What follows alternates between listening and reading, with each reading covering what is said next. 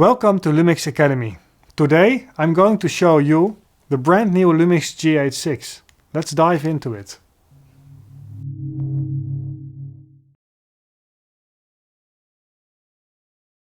As a filmmaker, I have been using LUMIX GH cameras for a long time. The Panasonic LUMIX GH6 has built on the tradition of the GH system, providing again an enormous breakthrough camera with a lot of functionalities for filmmakers.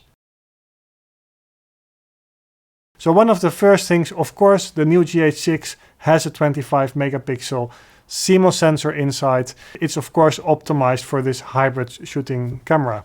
Then of course there's the ISO range of the camera. It has a base ISO from 100 to 12,800 for video, and for photography it goes up to 25,600 ISO. So let me talk about the dynamic range of the sensor. It has a built-in 12 stops of dynamic range on the sensor. If you go into booster mode, you can extend that to 13 stops. This is an impressive way if you have a high contrast scene or there's a lot of light and you want to be able to compensate for the highlight loss. You can actually use the dynamic range booster. The camera has a new Venus engine. Essentially everything what happens in the camera, all the processing goes through that engine, and this engine is brand new. It's twice as strong, twice as fast. It's at the core of what this camera has to offer today. The GH6 has a lot of codec options and a lot of resolutions for filming. It has 5.7K, for example, in 17:9, Cinema 4K, 4K 120p for slow motion, for example, in 10-bit. You can film 240 frames per second in Full HD, 422 10-bit. If you go to 420, you can even film up to 300 frames per second. It has anamorphic modes in both 5.8K and 4.4K, and the list goes on and on. Of course, almost all these codecs are 10-bit, all of them are unlimited recording, and all of them are selectable in the menu. Next to that, the camera has, for the first time, ProRes HQ built in. This means you can film uncompressed in HQ on CF Express Type B cards up to 1900 megabits per second. If you go into the camera menu, you will find a lot of professional features, as we've seen also in the S1H, like the vector scopes, red frame recording indicator, waveform monitor, luminance spot meter, frame marker, center marker, safety zone, and so on and so on. Another really nice new feature is the new V-lock, which is a full V-lock, allowing the camera, for example, to use the professional Varicam LUTs library. Also, for the first time, you can actually import in the camera not just VLT LUTs, but also Cube LUTs, like the ones created by DaVinci, Premiere Pro, or Final Cut Pro. So this new functionality of importing these new LUTs helps filmmakers better get their style, or at least monitor the way their film will be seen after edit. One of the things I think that a lot of users will experience is it has a new stabilization. Not just better because it has more calculations, but the whole system, hardware system, is redesigned from the ground up, delivering 7.5 stops of image stabilization. So very impressive stabilization. And one of the key impressive things is it doesn't need the lens stabilization to do this. It can do this just in the body. So you can mount any lens you prefer. It will deliver the 7.5 stop stabilization. Really impressive stuff.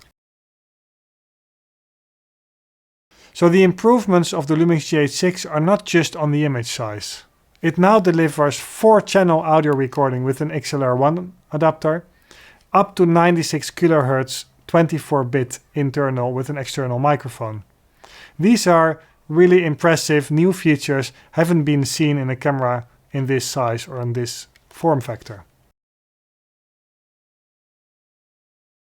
As you can see, it's still very much a GH camera. So it's small, it's compact, but it has of course some functionality, some design elements we saw also in the high-end S1H, like the continuous fan, which allows you to do unlimited recording in all the codecs. There's also now the ability to both have like the flippable screen that you can open, but you can also, if you prefer, choose the different angle screen to the side. Again, one of the features we saw already in the S1H, but really being appreciated by a lot of shooters, being brought now back into this camera. There is USB-C on the side, which is great for both charging and also for supplying the camera with power. In a later firmware update, you can even record to SSDs through the USB-C, making it again a very adaptable new port to the camera.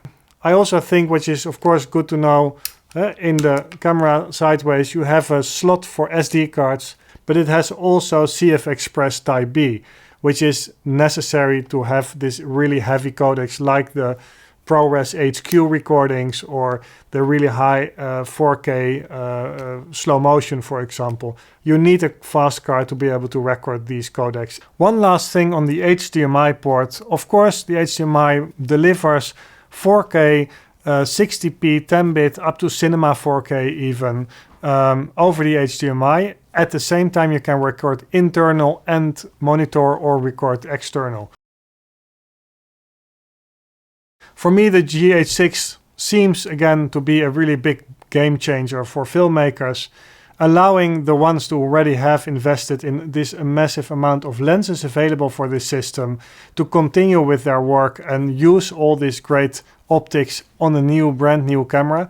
At the same time, for people who haven't been using a GH system, I'm sure they will be very tempted to try this camera out themselves and go out and experience, well, why this camera is, well, so known amongst filmmakers.